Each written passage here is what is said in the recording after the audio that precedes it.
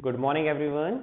So today we are going to solve the numericals of NCERT because we are done with that theoretical work of chapter number 1, that is electric charge and field. So first we are not going to solve all the numericals, rather what we are going to do, we will be solving those numericals which I feel you will be having difficulty when you will be solving them. So I'll be solving question number 14. What has been given in question number 14? There are two plates, charge plates. One is positive, one is negative, something like that, and they have given you path of three charges, something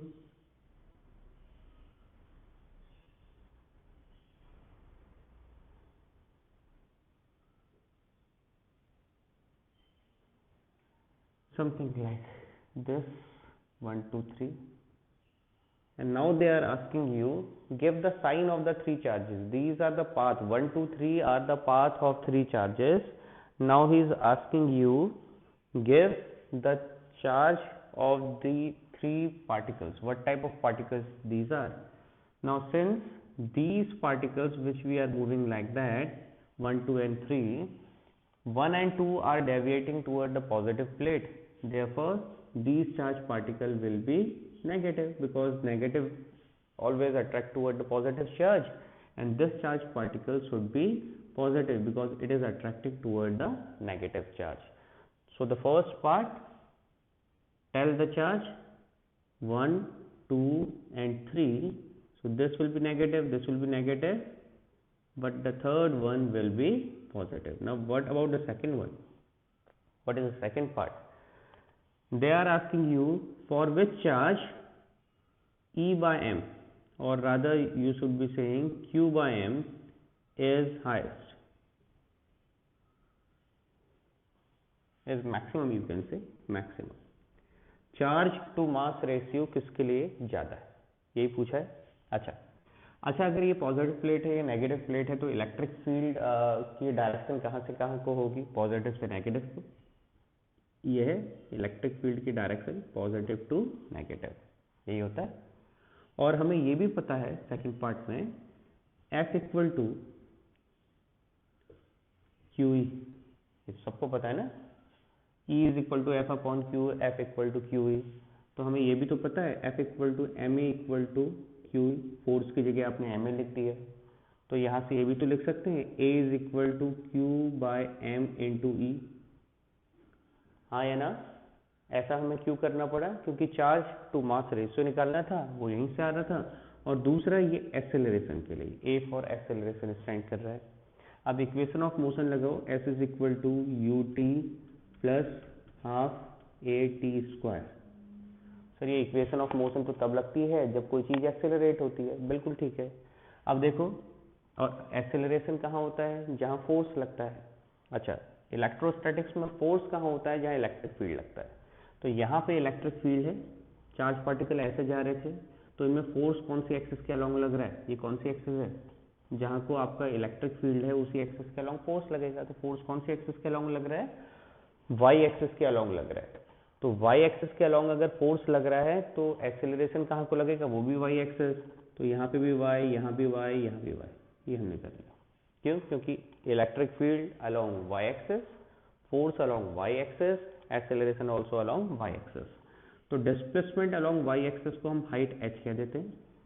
initial velocity along Y axis, initially तो charge particle कहाँ को जा रहा था, X axis को, तो initial velocity along Y axis कितना कर दो, 0 into T plus half acceleration along Y axis, यही तो होगा, क्योंकि एक्सेलरेशन कहाँ को है, इलेक्ट्रिक फील्ड की डायरेक्शन में, Q by M into E into T square, यही आ रहा है। अब देखो यहाँ से हमारा h कितना आ गया, Q by M into E upon 2 into T square, यही है यही है ना। तो ये जो q बाय एम है किसके डायरेक्टली प्रोपोर्शनल है, h के।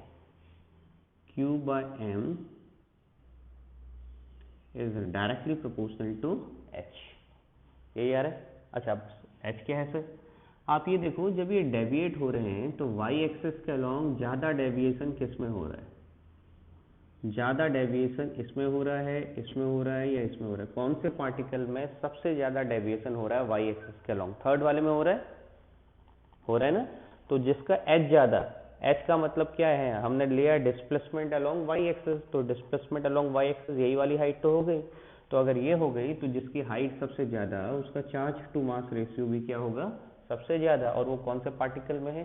थर्ड पार्टिकल में। देयरफॉर सिंस, आप लिखना है यहाँ पे, since H is maximum, H का मतलब ये लिया है हमने, ठीक है, H is maximum for third particle, therefore Q by M is also maximum for third particle. Third particle के लिए चार्ज टू मास रेशियो क्या होगा? सबसे ज़्यादा होगा। अच्छा, इसका स्क्रीनशॉट ले लीजिए, कोई डाउट है तो पूछ लीजिएगा। अब क्वेश्चन नंबर 15 देखिए, उन्होंने दिया है इलेक्ट्रिक फील्ड है 3 इंटू 10⁻³ आई कैप न्यूटन पर कूलम, और what is asking, first part देखना, what is the flux of this field through a square of 10 centimetre on side whose plane is parallel to the Y Z plane. आपको एक ऐसी side से, एक ऐसे square से flux निकालना है जो किसके पैरेलल हो? वाई जेड प्लेन के पैरेलल हो। ऑल्दो मैंने फिगर बनाई, लेकिन फिगर नहीं भी बनाई हो तब भी आप ये फील कर सकते हो। अगर तीन एक्सेस हैं एक्स वाई जेड, मान लो ये आपका रूम है, ये आपका बोर्ड आपको दिख रहा है सामने, ये तीन एक्सेस हैं, ये आपका एक्स है, ये आपका वाई है, तो आपका जेड एक्सेस कौन सा होगा? ये होगा एक्स वाई और जेड। जेड का मतलब ये जो बाहर को आ रहा है, यही तो होगा। तो वाई जेड प्लेन कौन सा हो गया? ये वाला देखो, ये वाई जेड प्लेन हो गया। इसके पैरेलल जो आपका स्क्वायर है, आपको उससे निकालना है कि कितना फ्लक्स पास होके जा रहा है। तो यहाँ पे जो मैंने बनाए हैं, ये एक्स एक्सिस है, ये वाई एक्सिस है, ये वाई एक्सिस है, ये जेड एक्सिस है। तो वाई जेड प्लेन आपका ये वाला हो गया, ये वाला। इसके पैरेलल जो स्क्वायर है वो कौन सा है? ये वाला। आपको बताना है कि इससे कितना फ्लक्स जा रहा है, ठीक है। दोनों में से कोई भी निकाल दो, ये निकाल दो या ये निकाल दो। तो आपको पता है कि ये जो स्क्वायर है, इसका एरिया कैसे निकालते हैं? एरिया होता है साइड स्क्वायर, यही होता है। तो साइड स्क्वायर, साइड कितना है? 10 सेंटीमीटर, यानी कि मीटर में कन्वर्ट कर लो, कितना होगा? 10/100। 10/100 कितना मीटर कितना होता है? 10 इंटू 10⁻² का होल स्क्वायर। तो ये 10⁻1, तो 10⁻², यही होगा ना। 10 इंटू 10⁻, यही होगा। ये क्या यूनिट, क्या what is the SI unit? SI unit is कितनी? अब ये क्या हो गया? Metre square. But the problem is, आपको तो फ्लक्स निकालना है कौन से फेज से? ये वाले फेज से निकालना है। अच्छा, ये वाले फेज से जो आपको निकालना है, इसका एरिया वेक्टर अगर मैं निकालूं तो वो भी तो इधर को ही होगा, हाँ या ना? तो उसकी डायरेक्शन भी कौन सी आई क्या? तो अगर मुझे एरिया वेक्टर लिखना है तो मैं ऐसे लिख सकता हूँ 10⁻² I cap metre square. Electric field आपको ऊपर दिया ही है, वो कितना दिया है? 3 इंटू 10⁻³ आई कैप न्यूटन पर कूलम। तो फ्लक्स निकाल सकते हैं। What will be the flux? Flux हो जाएगा phi equal to E dot A, यही होगा। तो कितना हो जाएगा? 3 into 10⁻³ I cap dot 10⁻² I cap. इसको बाहर ले लीजिए, ये हो जाएगा 3 इंटू 10 आई डॉट आई, 1, तो ये कितना हो गया? 30। यूनिट लिख दो, न्यूटन, फिर क्या? मीटर स्क्वायर पर कूलम। यही आ रहा है फ्लक्स। चेक करो एक बार। Now second part is, what is the flux through the same direction making a 60 degree angle with the X axis. अब तो बहुत आसान है, 60 डिग्री है तो फ्लक्स फाई का फॉर्मूला क्या होता है? E dot A is equal to E A cos theta. वहाँ पे दोनों सेम डायरेक्शन को 0, यहाँ पे कितना? ये cos 60 डिग्री। अब तो आपको पता है E कितना है, 3 इंटू 10⁻3। एरिया कितना है, कितना था 10 सेंटीमीटर, यानी कि 10 इंटू 10⁻2 यानी कि 10⁻1 का होल स्क्वायर 10⁻2 वही होगा, इंटू cos 60 डिग्री कितना sin 30 के बराबर कितना 1/2। ओके, तो ये कितना हो गया 3/2 इंटू 10, ये हो गया इक्वल टू 30/2, ये कर लो 15 न्यूटन मीटर स्क्वायर पर कूलम। ये है फ्लक्स। तो अगर 60 डिग्री का एंगल बना रहा है तो फ्लक्स ऑब्वियसली जरा रिड्यूस हो जाएगा, और अब फ्लक्स कितना रह जाएगा, that will be equal to 15 newton metre square पर कूलम। क्लियर? ओके।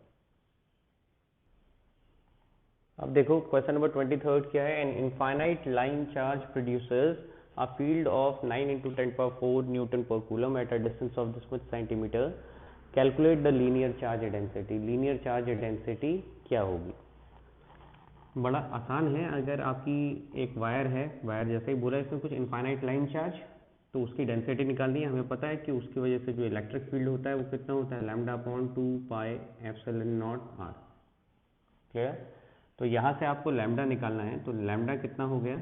अच्छा, इसको लैम्डा निकालने से के लिए आप ये वैल्यू पुट करें, लेकिन मुझे लगता है कि अगर आप इसको ऐसा कर दें E is equal to 2 lambda, 2 से मल्टीप्लाई डिवाइड करते हैं तो 4πε0r हो जाएगा। क्योंकि देखो 1/4πε0 की वैल्यू आपको आराम से पता है, E की वैल्यू और R की वैल्यू इसने दी है। E की वैल्यू कितनी दी है, 9 इंटू 10⁴ न्यूटन पर कूलम, और कितनी डिस्टेंस है 2 सेंटीमीटर, तो R कितना हो गया 2 इंटू 10⁻2 मीटर। अब लैम्डा की वैल्यू रखो, कितना हो जाएगा। अच्छा, वैल्यू रखने से पहले E की वैल्यू रख लो, 9 into 10⁴ equal to 2 into lambda into 1/4πε0 होता है 9 इंटू 10⁹, और R कितना है 2 इंटू 10⁻²। 2 से तो 2 कैंसिल हो गया, है ना। अब यहाँ से लैम्डा की वैल्यू निकालो, फटाफट कैलकुलेट करो। Lambda is equal to 9 into 10⁴ into 10⁻2 upon 9 into 10⁹। 9 भी कैंसिल हो जा रहे हैं। बस अब तो बड़ा आसान है, कितना हो जाएगा, ये ऊपर ले जाओ, बताओ कितना आ रहा है फटाफट, 10 कितना, तो यही आ रहा है। 9 से 9 कैंसिल, सॉल्व करा, ये ऊपर ले गए, 9 और 2 माइनस में -11, 4 - 11 -7, 0.1 इंटू 10⁻6 लिख सकते हैं, वही बात है। तो आपका इतना कूलम पर मीटर क्यों, लैम्डा इक्वल टू Q/L, तो ये इतना हो गया। इसको कैसे लिख सकते हैं, 0.1 माइक्रो कूलम पर मीटर। तो ये आपका फाइनल आंसर हो गया लैम्डा के लिए, यानी कि हर एक मीटर पे कितना चार्ज डिस्ट्रीब्यूटेड है, 0.1 माइक्रो कूलम, यानी कि 10⁻⁷ coulomb. Is it clear? Thank you.